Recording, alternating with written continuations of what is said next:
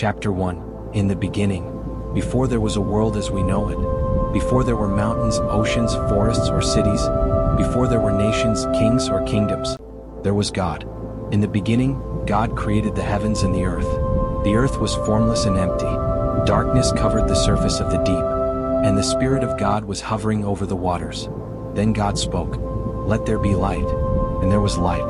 God saw that the light was good. He separated the light from the darkness. God called the light day, and the darkness he called night. And there was evening, and there was morning, the first day. Then God said, "Let there be a vault between the waters to separate water from water." And God made the vault. He separated the waters beneath it from the waters above it. And God called the vault sky. And there was evening, and there was morning, the second day. Then God said, "Let the water under the sky be gathered to one place, and let dry ground appear." And it was so. God called the dry ground land, and the gathered waters he called seas. And God saw that it was good. Then God said, "Let the land produce vegetation, plants bearing seed, and trees on the land that bear fruit with seed in it, according to their various kinds." And it was so. The land produced vegetation, plants bearing seed according to their kinds, and trees bearing fruit with seed in it according to their kinds. And God saw that it was good. And there was evening, and there was morning, the third day. Then God said, "Let there be lights in the vault of the sky to separate the day from the night, and let them serve as signs to mark sacred times, days, and years. And let them be lights in the vault of the sky to give light on the earth." And it was so. God made two great lights, the greater light to govern the day, and the lesser light to govern the night. He also made the stars. God set them in the vault of the sky to give light on the earth, to govern the day and the night, and to separate light from darkness. And God saw that it was good. And there was evening, and there was morning, the fourth day. Then God said, "Let the water teem with living creatures, and let birds fly above the earth across the vault of the sky." So God created the great creatures of the sea, and every living thing with which the water teems, and every winged bird according to its kind. And God saw that it was good. God blessed them and said, "Be fruitful and increase in number, and fill the water in the seas, and let the birds increase on the earth." And there was evening, and there was morning, the fifth day. Then God said, "Let the land produce living creatures according to their kinds, the livestock, the creatures that move along the ground, and the wild animals." And it was so. God made the wild animals according to their kinds, the livestock according to their kinds, and all the creatures that move along the ground according to their kinds. And God saw that it was good. Then God said, "Let us make mankind in our image, in our likeness, so that they may rule over the fish in the sea, and the birds in the sky, over the livestock, and all the wild animals, and over all the creatures that move along the ground." So God created mankind in his own image. In the image of God, he created them, male and female, he created them. God blessed them, and God said to them, "Be fruitful and increase in number, fill the earth, and subdue it, rule over the fish in the sea, and the birds in the sky, and over every living creature that moves on the ground." Then God said, "I give you every seed-bearing plant on the face of the whole earth, and every tree that has fruit with seed in it. They will be yours for food, and to all the beasts of the earth, and all the birds in the sky, and all the creatures that move along the ground, everything that has the breath of life in it. I give every green plant for food." And it was so. God looked over everything he had made, and he saw that it was very good. And there was evening, and there was morning, the sixth day. Thus the heavens and the earth were completed in all their vast array. By the seventh day, God had finished the work he had been doing. So on the seventh day, he rested from all his work. Then God blessed the seventh day, and made it holy, because on it, he rested from all the work of creating that he had done. This was the beginning of the heavens, the beginning of the earth, the beginning of life, and the beginning of humanity. But the story was only beginning, because God had created a world without sin, without death, without shame, and without separation from him. And at the center of this perfect creation, God placed the man he had made. His name was Adam, and his story was about to begin. Chapter 2. The Garden and the Fall. The Lord God had formed the man from the dust of the ground. Then he breathed into his nostrils the breath of life, and the man became a living being. God had planted a garden in the east, in a place called Eden, and there he placed the man he had formed. The garden was beautiful. Every kind of tree grew from the ground, trees that were pleasing to the eye and good for food. In the middle of the garden stood two special trees, the tree of life and the tree of the knowledge of good and evil. A river flowed from Eden to water the garden, and from there it separated into four great rivers. God placed Adam in the garden, not simply to enjoy it, but to work it and take care of it. And God gave him a command. You are free to eat from any tree in the garden, but you must not eat from the tree of the knowledge of good and evil, for when you eat from it, you will surely die. Adam lived in the presence of God. He had everything he needed: food, shelter, purpose, and fellowship with his Creator. But God saw something that was not good. The man was alone. So God said, "It is not good for the man to be alone. I will make a helper suitable for him." God had created every wild animal, every bird of the sky, and every creature of the earth. He brought them before Adam, and Adam gave each creature its name. He named the livestock, the birds, and the wild animals. But among all the creatures, there was no suitable helper for Adam. So God caused the man to fall into a deep sleep. And while Adam slept, God took one of the man's ribs and closed the place with flesh. Then God made a woman from the rib and brought her to the man. When Adam saw her, he said, "This is now bone of my bones and flesh of my flesh. She shall be called woman, for she was taken out of man." And that is why a man leaves his father and mother and is united to his wife, and they become one flesh. Adam and his wife were both naked, and they felt no shame. They lived in perfect innocence. There was no fear, no jealousy, no hatred, no sickness, no death, no shame, and no separation between humanity and God. But then, everything changed. The serpent was more crafty than any of the wild animals the Lord God had made. One day the serpent approached the woman. Did God really say, "You must not eat from any tree in the garden"? The woman answered, "We may eat fruit from the trees in the garden." But God did say, "You must not eat fruit from the tree that is in the middle of the garden, and you must not touch it, or you will die." But the serpent said, "You will certainly not die, for God knows that when you eat from it, your eyes will be opened, and you will be like God, knowing good and evil." The woman looked at the fruit. She saw that it was good for food. She saw that it was pleasing to the eye, and she saw that it was desirable for gaining wisdom. She took some of the fruit and ate it. Then she gave some to her husband, who was with her, and he ate it. Immediately, their eyes were opened, and they realized that they were naked. For the first time, they felt shame. They took leaves from a fig tree and sewed them together, making coverings for themselves. Then they heard the sound of the Lord God, as he was walking in the garden in the cool of the day. Adam and his wife hid from the presence of God among the trees of the garden. But God called to the man, "Where are you?" Adam answered, "I heard you in the garden, and I was afraid, because I was naked, so I hid." God said, "Who told you that you were naked? Have you eaten from the tree that I commanded you not to eat from?" The man answered, "The woman you put here with me, she gave me some fruit from the tree, and I ate it." Then God said to the woman, "What is this you have done?" The woman answered, "The serpent deceived me, and I ate." Then the Lord God spoke judgment. First he spoke to the serpent, "Because you have done this, cursed are you above all livestock and all wild animals. You will crawl on your belly, and you will eat dust all the days of your life. And I will put hostility between you and the woman, and between your offspring and hers. He will crush your head, and you will strike his heel." Then God spoke to the woman. Her pain in childbirth would increase. Her relationship with her husband would become complicated. Then God spoke to Adam.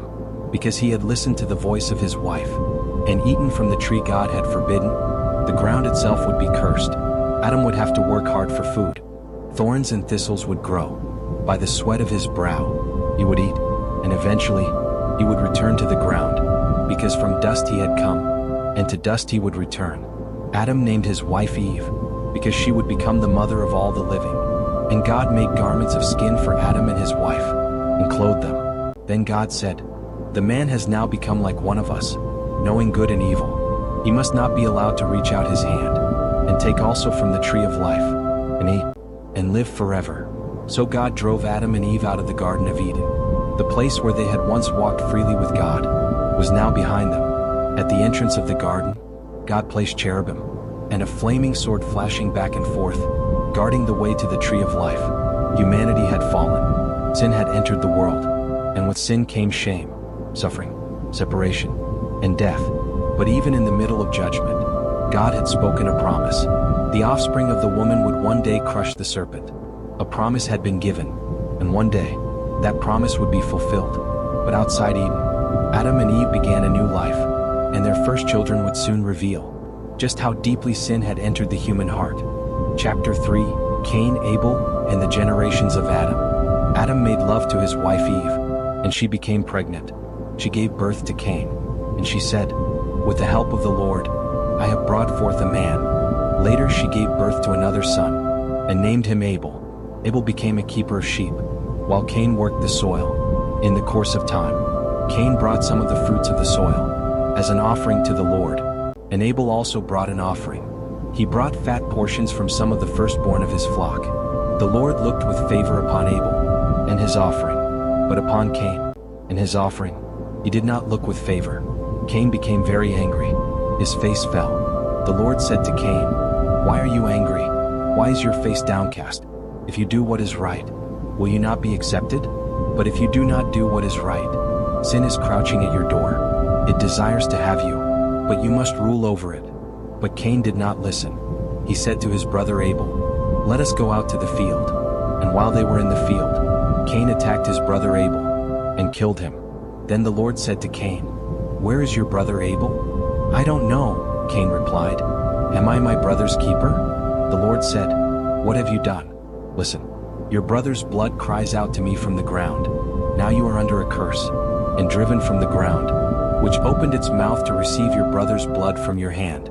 When you work the ground, it will no longer yield its crops for you. You will be a restless wanderer on the earth." Cain said to the Lord, "My punishment is more than I can bear. Today you are driving me from the land, and I will be hidden from your presence. I will be a restless wanderer on the earth, and whoever finds me will kill me." But the Lord said, "Not so. Anyone who kills Cain will suffer vengeance 7 times over." Then the Lord put a mark on Cain, so that no one who found him would kill him.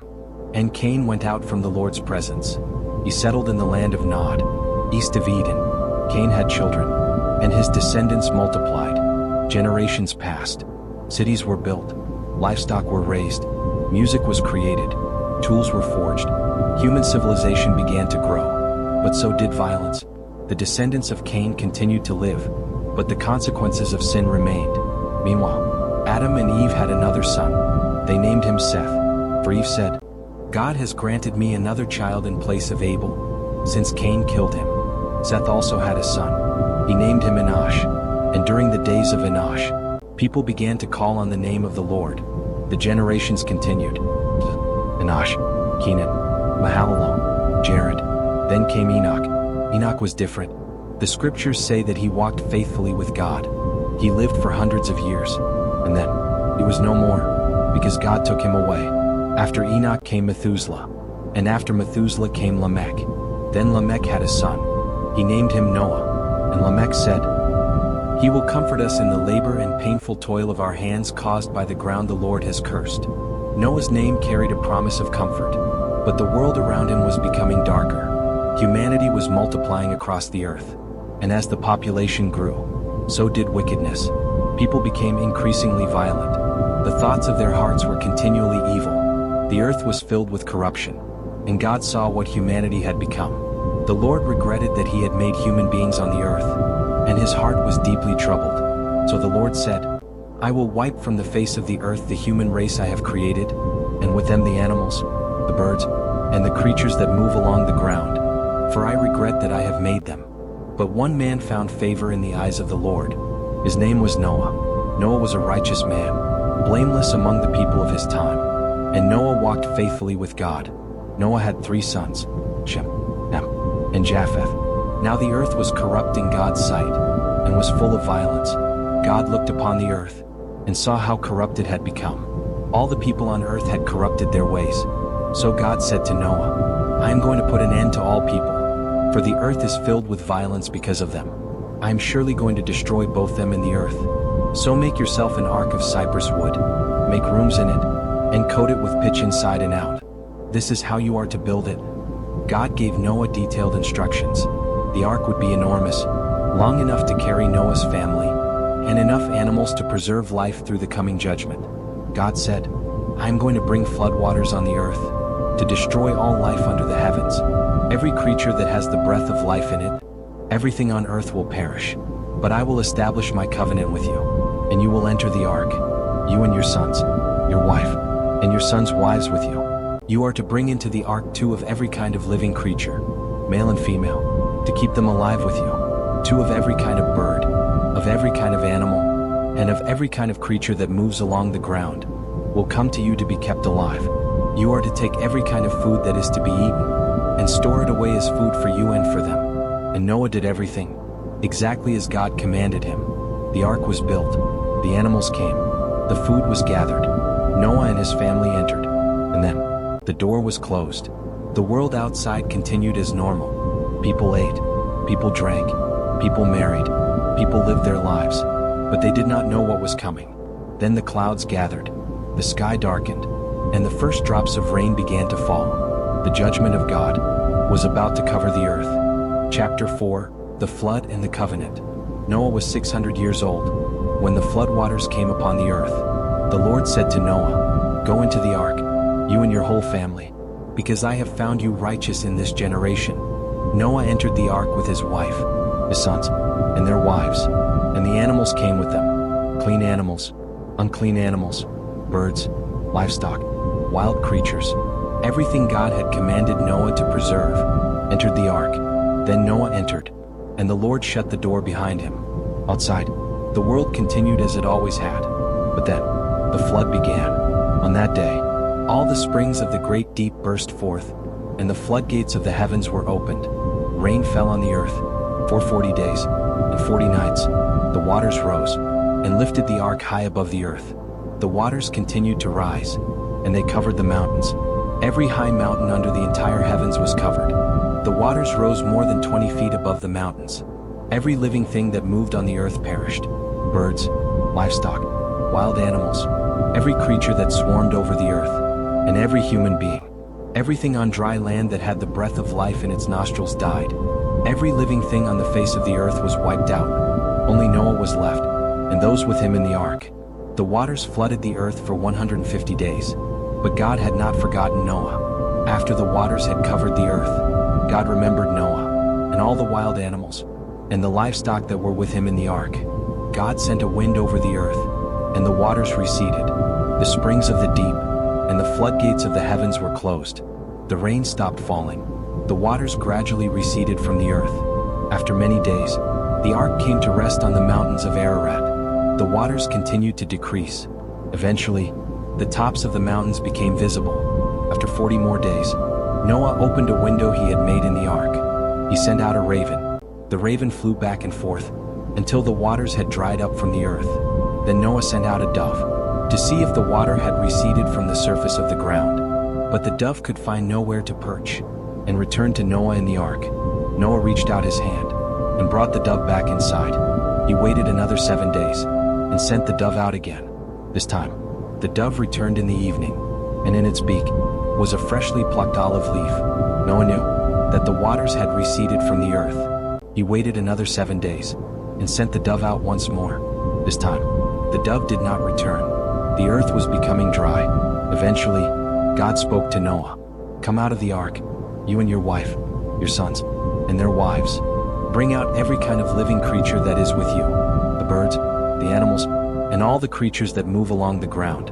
Let them spread out over the earth, and be fruitful, and increase in number." So Noah came out. His family came out with him, and every animal, every bird, and every creature left the ark.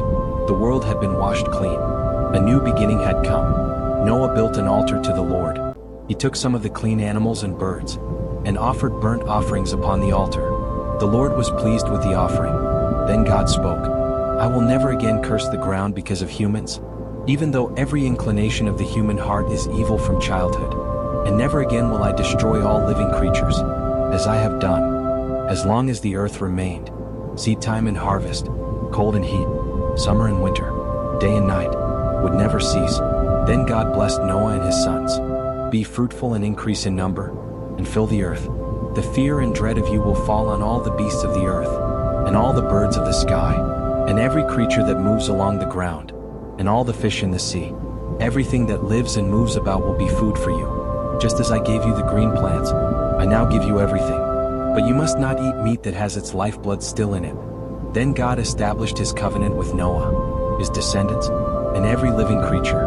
I establish my covenant with you. Never again will all life be destroyed by the waters of a flood. Never again will there be a flood to destroy the earth. And God said, "This is the sign of the covenant I am making between me and you, and every living creature with you, for all generations to come. I have set my rainbow in the clouds, and it will be the sign of the covenant between me and the earth. Whenever I bring clouds over the earth, and the rainbow appears in the clouds, I will remember my covenant between me and you, and all living creatures of every kind. Never again will the waters become a flood to destroy all life."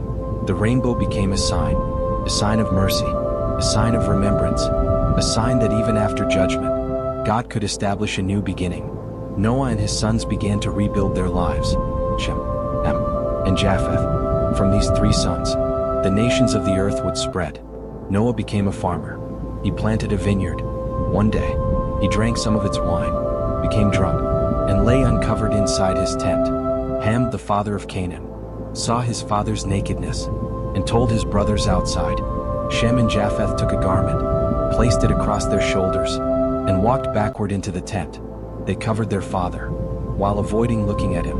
When Noah awoke and learned what had happened, he pronounced words concerning his sons. The generations continued. The descendants of Noah multiplied, and humanity once again began to spread across the earth. But even after the flood, the human heart had not completely changed. Pride would rise again.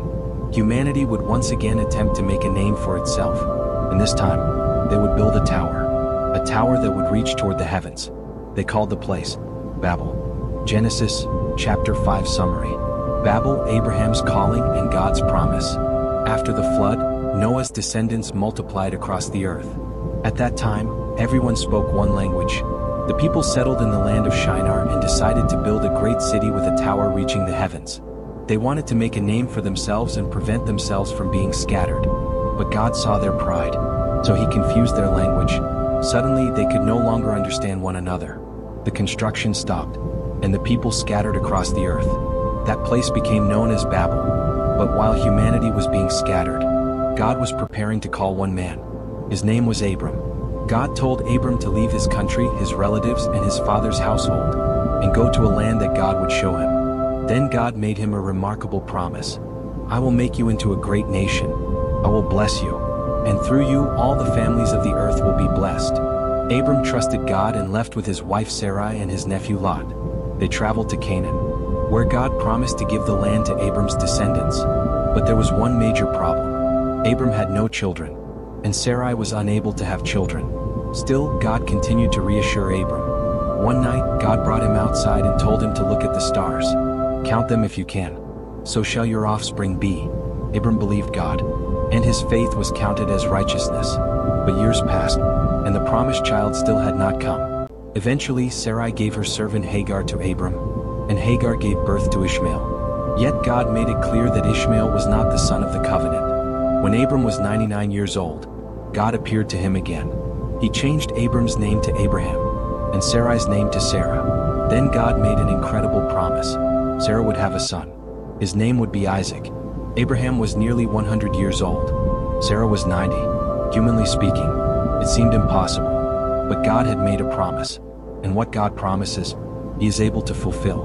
The story was about to enter a new chapter, one involving Sodom, divine judgment, and the miraculous birth of the promised son.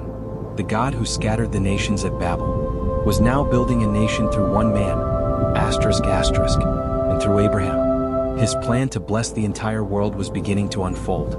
Chapter 6, The Covenant with Abram. After Abram had separated from Lot, the Lord spoke to him again. "Do not be afraid, Abram.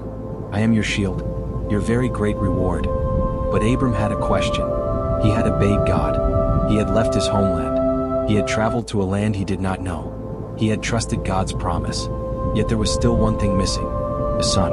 Abram said, "Sovereign Lord, what can you give me, since I remain childless? You have given me no children, so a servant in my household will be my heir." But the word of the Lord came to him. This man will not be your heir, but a son who is your own flesh and blood will be your heir." Then God took Abram outside. "Look up at the sky and count the stars, if indeed you can count them." Then he said, "So shall your offspring be." Abram believed the Lord, and God credited it to him as righteousness. Then God said, "I am the Lord who brought you out of Ur, to give you this land to take possession of it." But Abram asked, "Sovereign Lord, how can I know that I will gain possession of it?" God told him to bring several animals, a heifer, a goat, a ram, along with a dove and a young pigeon. Abram brought them, cut the larger animals in half, and arranged the pieces opposite each other. As the sun was setting, Abram fell into a deep sleep. A thick and dreadful darkness came over him. Then God spoke, "Know for certain that for 400 years your descendants will be strangers in a country that is not their own. They will be enslaved and mistreated there. But I will punish the nation they serve as slaves, and afterward they will come out with great possessions. You, however, will go to your ancestors in peace and be buried at a good old age." When the sun had set and darkness had fallen, a smoking firepot and a blazing torch passed between the pieces. On that day, the Lord made a covenant with Abram. "To your descendants, I give this land, from the river of Egypt to the great river, the Euphrates." God had made his promise, but time continued to pass, and Sarai still had no child. She began to wonder how God's promise could ever be fulfilled. So Sarai said to Abram, "The Lord has prevented me from having children. Go, sleep with my slave. Perhaps I can build a family through her." Abram agreed. Sarai gave her Egyptian servant, Hagar, to Abram as his wife. Hagar became pregnant, but when she realized she was pregnant, she began to look down on Sarai. Sarai became angry. She blamed Abram. Abram told her, "Your servant is in your hands. Do with her whatever you think is best." Sarai treated Hagar harshly, and Hagar fled. Hagar found herself alone in the wilderness, but the angel of the Lord found her near a spring. "Hagar, servant of Sarai, where have you come from, and where are you going?" "I am running away from my mistress," she answered. The angel told her to return and submit to Sarai. Then the angel gave her a promise. "I will increase your descendants so much that they will be too numerous to count. You are now pregnant, and you will give birth to a son. You shall name him Ishmael, for the Lord has heard of your misery." Hagar returned, and she gave birth to a son. Abram named him Ishmael. Abram was 86 years old when Ishmael was born. Years passed. Then, when Abram was 99 years old, the Lord appeared to him. "I am God Almighty. Walk before me faithfully, and be blameless. I will confirm my covenant between me and you, and will greatly increase your numbers." Abram fell face down. God continued, "As for me, this is my covenant with you. You will be the father of many nations. No longer will you be called Abram. Your name will be Abraham. For I have made you a father of many nations. I will make you very fruitful. I will make nations of you, and kings will come from you. I will establish my covenant as an everlasting covenant between me and you, and your descendants after you, for generations to come." God then spoke about Sarai. "As for Sarai your wife, you are no longer to call her Sarai. Her name will be Sarah. I will bless her, and she will surely give you a son by her. I will bless her so that she will be the mother of nations. Kings of peoples will come from her." Abraham fell face down, but he laughed. He said to himself, "Will a son be born to a man 100 years old? Will Sarah bear a child at the age of 90? Abraham said to God, "If only Ishmael might live under your blessing." But God answered, "Yes, but your wife Sarah will bear you a son. You will call him Isaac. I will establish my covenant with him as an everlasting covenant for his descendants after him." And concerning Ishmael, God said, "I have heard you. I will surely bless him. I will make him fruitful, and will greatly increase his numbers. He will be the father of 12 rulers, and I will make him into a great nation. But my covenant I will establish with Isaac, whom Sarah will bear to you by this time next year." When God had finished speaking with Abraham, he went up from him. Abraham then obeyed God. He circumcised himself, his son Ishmael, and every male in his household, exactly as God had commanded. Abraham was 99 years old, and Ishmael was 13, when they were circumcised. The promise was becoming clearer. God had chosen Abraham. God had made a covenant with him. And through a son who had not yet been born, God would continue his plan. But Abraham and Sarah were about to discover something even greater. Chapter 7. Sodom was about to be Abraham's greatest test. Abraham was sitting near the great trees of Mamre when he looked up and saw 3 visitors standing nearby. He immediately welcomed them, offered them water, and prepared a meal for them. During their visit, they asked about Sarah. Then one of them made an extraordinary promise. Sarah would have a son within a year. Sarah heard this and laughed to herself because both she and Abraham were already old. But the Lord asked, "Is anything too hard for the Lord?" The visitors then turned their attention towards Sodom and Gomorrah. The wickedness of the cities had become extremely great, and God was preparing to judge them. Abraham became concerned because his nephew Lot was living near Sodom. He pleaded with God, asking if the city could be spared if righteous people were found there. He asked about 50, then 45, 40, 30, 20, and finally 10. Each time, God showed mercy and agreed that he would spare the city for the sake of the righteous. That evening, 2 angels arrived in Sodom. Lot welcomed them into his home, but the men of the city surrounded his house and demanded that the visitors be brought outside. Their actions revealed just how wicked the city had become. The angels protected Lot and struck the crowd with blindness. They then warned Lot that the city was about to be destroyed and told him to get his family out immediately. At dawn, Lot, his wife, and his 2 daughters were led out of Sodom. The angels commanded them not to look back. Lot escaped to the town of Zoar, but his wife looked back toward the city and became a pillar of salt. Then fire and burning sulfur fell upon Sodom and Gomorrah, completely destroying the cities and the surrounding plain. Abraham later looked toward the valley and saw smoke rising from the land like smoke from a furnace. Yet God had remembered Abraham and rescued Lot. After this, Abraham traveled to Gerar, where he encountered Abimelech, the king of the region. Once again, Abraham became afraid and said that Sarah was his sister. Abimelech took Sarah, but God appeared to him in a dream and warned him that she was Abraham's wife. Abimelech immediately returned Sarah and confronted Abraham about what he had done. God continued to protect Abraham and Sarah. Then, after years of waiting, the promise of God finally came to pass. Sarah became pregnant and gave birth to a son, exactly as God had promised. Abraham named the child Isaac. He was 100 years old when Isaac was born. Sarah rejoiced and said that God had brought her laughter. What had once seemed impossible had finally happened. But tension soon developed within Abraham's household.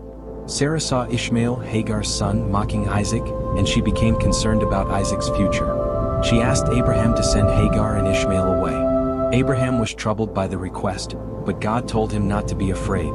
God promised that Ishmael would also become the father of a great nation. Abraham therefore sent Hagar and Ishmael into the wilderness with food and water. Eventually their water ran out. Hagar placed Ishmael under a bush and moved away because she could not bear to watch her son die. She began to weep, but God heard the boy crying. The angel of God called to Hagar and told her not to be afraid. God opened her eyes and she saw a well of water nearby. Hagar gave Ishmael water, and God remained with the boy as he grew. Isaac continued to grow, and everything seemed to be going according to God's promise. But then came Abraham's greatest test. God called Abraham and said, "Take your son, your only son Isaac, whom you love, and go to the land of Moriah. Sacrifice him there as a burnt offering." Isaac was the son God had promised. He was the child through whom Abraham's descendants were supposed to come. Yet God was now asking Abraham to give him up. Still, Abraham obeyed. Early the next morning, he prepared the wood, saddled his donkey, took Isaac and 2 servants, and began the journey. After 3 days, Abraham saw the mountain from a distance. He told his servants to remain behind while he and Isaac went ahead to worship. As they walked, Isaac noticed something was missing. He asked his father, "The fire and wood are here, but where is the lamb for the burnt offering?" Abraham answered, "God himself will provide the lamb." When they reached the mountain, Abraham built an altar and arranged the wood. He bound Isaac and placed him on the altar. Then he reached for the knife. But before he could do anything, the angel of the Lord called out, "Abraham, Abraham." Abraham answered, "Here I am." The angel said, "Do not lay a hand on the boy. Do not do anything to him. Now I know that you fear God, because you have not withheld from me your son, your only son." Abraham looked up and saw a ram caught in a nearby thicket. God had provided a sacrifice. Abraham took the ram and offered it instead of Isaac. He then called that place, "The Lord will provide." Because Abraham had trusted God and obeyed him, God reaffirmed his covenant. His descendants would become as numerous as the stars in the sky and as countless as the sand on the seashore. Through Abraham's offspring, the nations of the earth would be blessed. Abraham's faith had been tested through years of waiting, impossible circumstances, family struggles, and finally the command to sacrifice the very son through whom God's promise was supposed to continue. Yet Abraham trusted God. Isaac lived. The promise continued, and God's plan moved forward. But another major chapter was about to begin. Sarah would die, Isaac would need a wife, and Abraham's servant would travel to a distant land in search of the woman God had chosen. Her name would be Rebekah. Genesis, chapter 8. Rebekah, Isaac, Jacob and Esau. After Sarah died, Abraham mourned for his wife and buried her in the cave of Machpelah in Canaan. Abraham was now old and he knew Isaac needed a wife. He called his servant and told him to travel to his homeland and find a wife for Isaac from among his relatives. The servant took 10 camels and valuable gifts and traveled to Mesopotamia. When he arrived, he stopped at a well and prayed for God's guidance. He asked for a specific sign.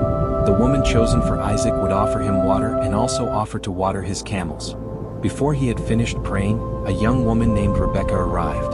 The servant asked her for a drink and she gladly gave him water. Then she offered to draw water for his camels until they had enough. The servant knew immediately that God had answered his prayer. Rebekah told him that she was the daughter of Bethuel and the granddaughter of Nahor, Abraham's relative. The servant worshipped God and explained his mission to her family. Rebekah agreed to go with him and become Isaac's wife. When they returned to Canaan, Isaac saw Rebekah approaching. The servant explained everything that had happened. Isaac took Rebekah as his wife, loved her, and found comfort after the death of his mother. But Rebekah could not have children. Isaac prayed for her and God answered. Rebekah became pregnant, but the children struggled within her. She asked God why this was happening.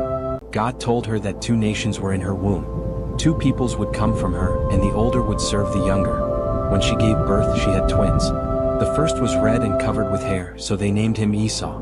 His brother came out holding Esau's heel, and they named him Jacob. The boys grew up very differently. Esau became a skilled hunter and loved the outdoors, while Jacob preferred staying among the tents. Isaac loved Esau while Rebekah loved Jacob. One day Esau returned from the field exhausted and hungry. Jacob was cooking stew and Esau begged for some. Jacob demanded Esau's birthright in exchange for the food. Esau agreed and sold his birthright for bread and lentil stew. Later, another famine struck the land.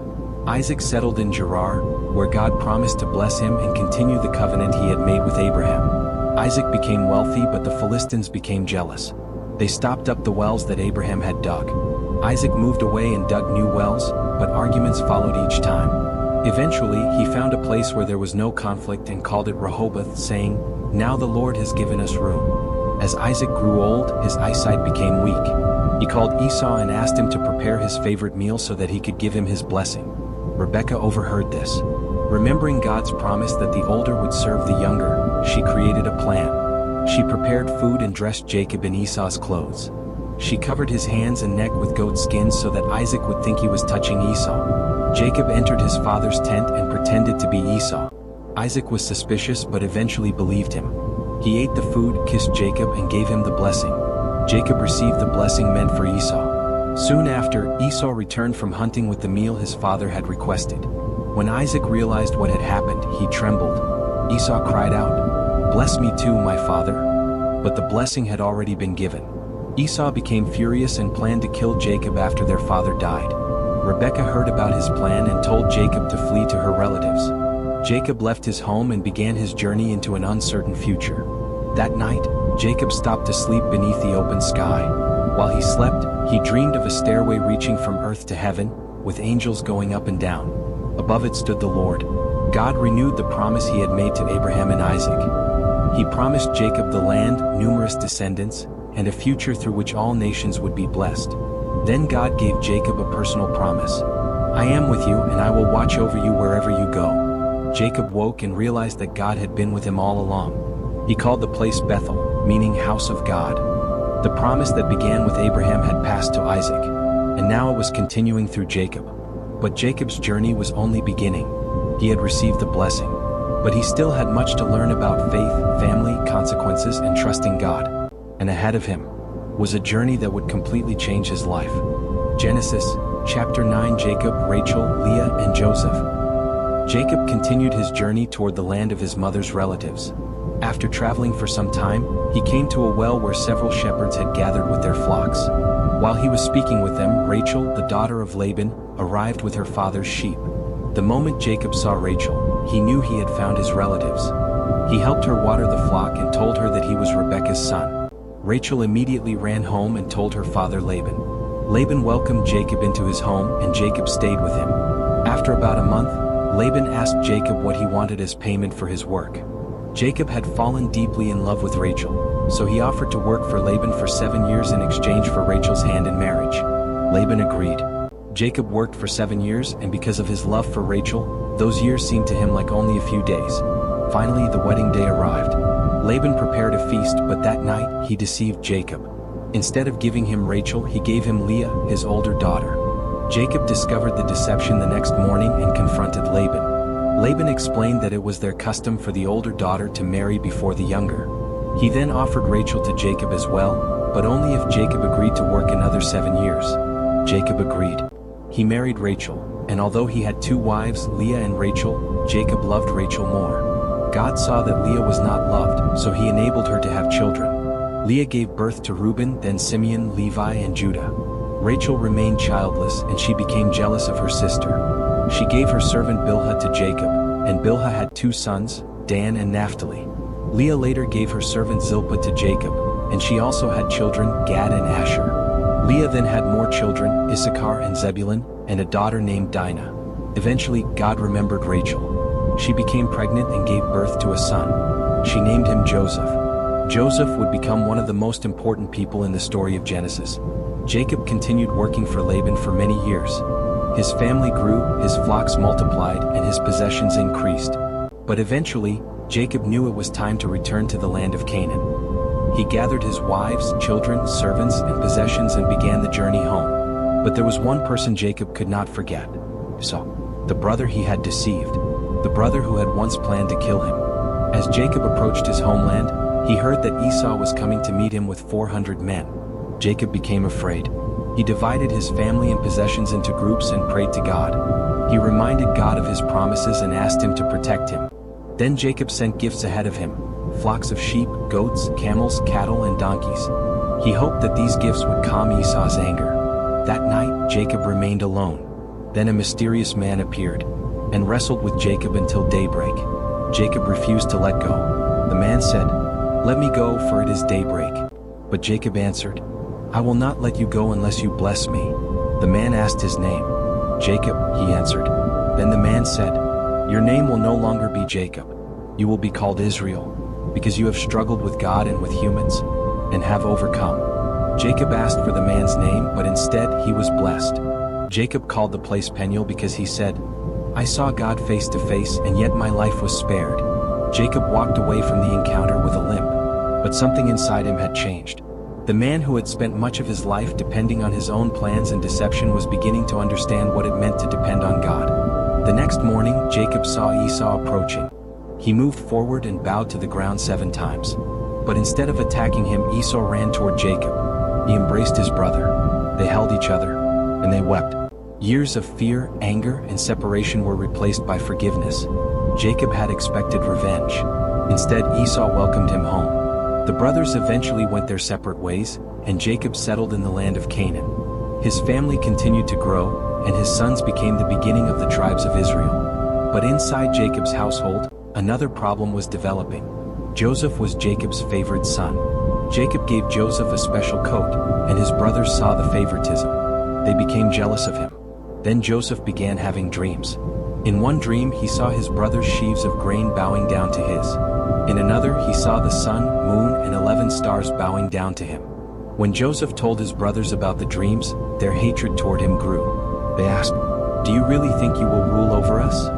One day, Joseph's brothers were tending their father's flocks when Jacob sent Joseph to check on them. When they saw Joseph approaching from a distance, they began to plot against him. They said, "Here comes that dreamer." At first, they wanted to kill him.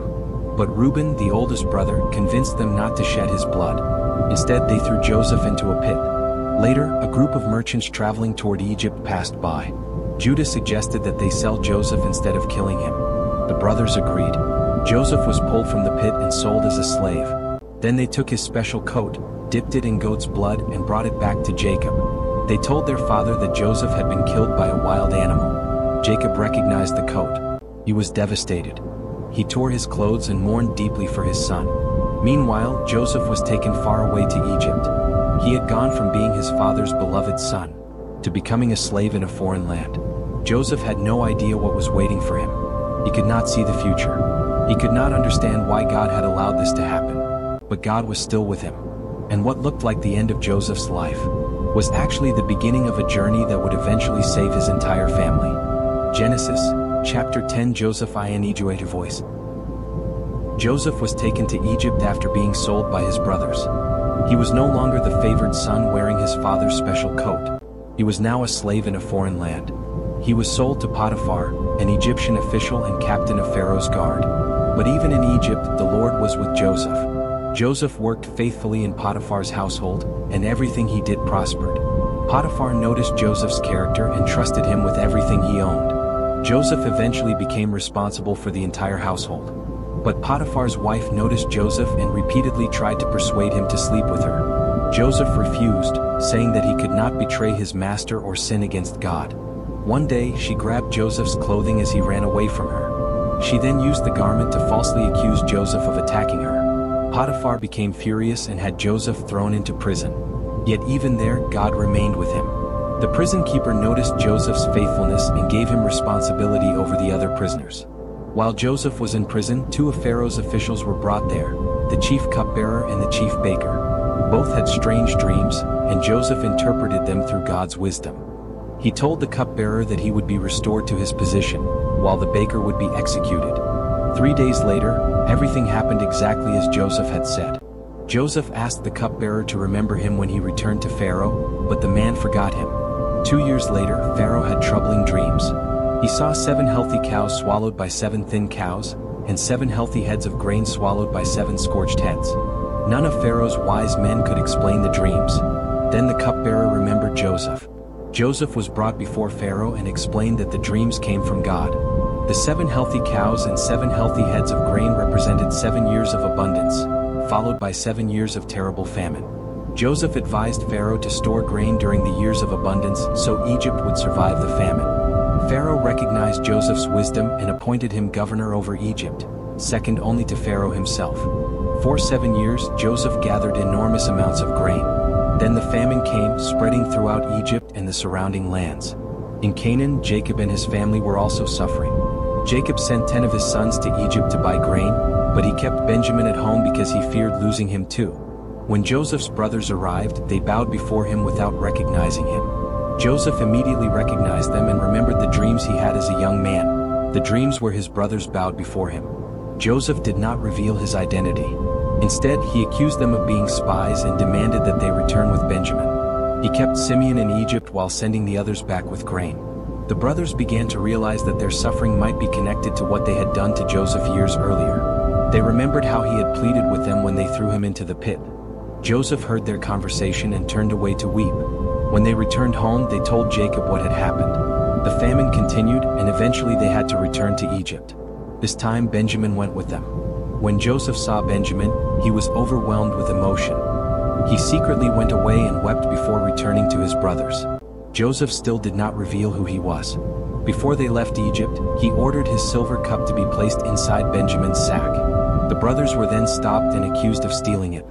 When the cup was found in Benjamin's sack, they returned to Joseph in fear. Judah pleaded for Benjamin's life. He explained that their father loved Benjamin deeply and that losing him would destroy their father. Judah even offered himself in Benjamin's place.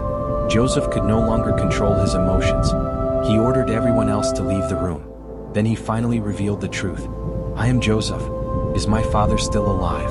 His brothers were terrified, but Joseph told them not to be afraid. He explained that although they had intended to harm him, God had used everything that happened to save many lives. Joseph told them to bring their father and the entire family to Egypt, where he would provide for them during the remaining years of famine. When Jacob heard that Joseph was alive, he could hardly believe it. The son he had mourned for years was alive, and was now ruling over Egypt. Jacob gathered his family and prepared to go to Egypt. What began with jealousy had led to betrayal. Betrayal led to slavery. Slavery led to prison. Prison led to Pharaoh's palace.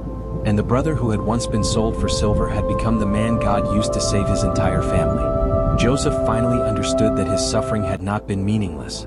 What his brothers intended for evil, God had used for good. And Joseph's story was about to become much bigger than his own life. It was becoming the story of an entire family, and the beginning of a nation.